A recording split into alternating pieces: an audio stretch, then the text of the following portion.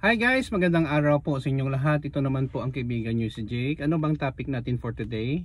Honesty is still the best policy. Alam nyo guys, sa modern times sa ngayon, medyo mahirapan na tayo makahanap ng mga taong honest, mapagkatiwalaan. Bakit po? Dahil po sa maraming dahilan. Pera, isa yon. Ikalawa, may personal na interest, no? So, bakit ko nasabi na ang honesty is still the best policy? Very simple lang guys.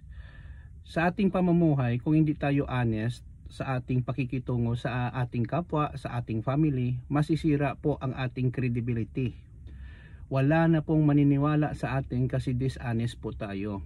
Kahit sa trabaho or pagninegosyo.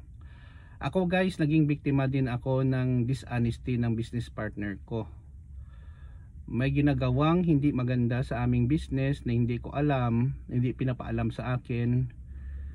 Ang nangyari ay yun nga, may kinuha siyang pera na hindi na bigay sa akin ang parte ko. Okay lang yon. Bakit po? Kasi nalaman ko na hindi siya magandang tao, maganda ang kanyang pag-uugali. So okay lang yon. Ang pera makikita, pero ang relasyon at kanyang kredibilidad ay already been tarnished, nasira na po at wala na pong maniniwala. Not unless ang tao na mapapaniwala niya ay hindi alam ang kanyang nakaraang dishonesty. Yun po ang pinakamasakit guys, kasi once nasira ang kredibilidad wala na talagang taong maniniwala sa'yo at posible na mawalan ka ng trabaho or pagninegosyo o relasyon. Dapat guys, pahalaga natin ang being honest. After a while, may nakilala akong kaibigan, very honest, very transparent kami sa aming pagninegosyo, so wala kaming problema. Everybody happy. Kung may mga report sa business, pinapaalam ko sa kanya, ganon din siya sa akin. So kaming dalawa, harmonious ang relationship namin kasi honest kami sa aming partnership. Nasa tao yan guys, no? Kahit anong isipin natin, kesyo nag-asawa siya, wala sang pera, yon nagamit niya ang pera sa inyong negosyo, hindi yon justification.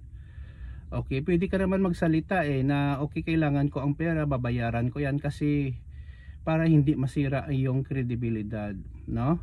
Being honest is still a best policy today, tomorrow, and the future. Tandaan nyo, ang mga kabataan natin ngayon dapat maging honest po sa kanilang pag-aaral, pagtatrabaho, pakikitungo sa kapwa.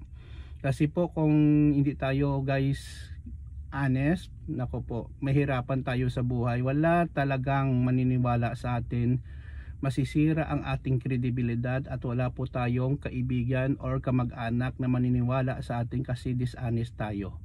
Yun lang po guys, mag-ingat po tayo palagi. God bless us all. Keep safe everyone. Please follow me in my Facebook and YouTube channel. Ito naman pong kaibigan nyo si Jake. Paalam guys.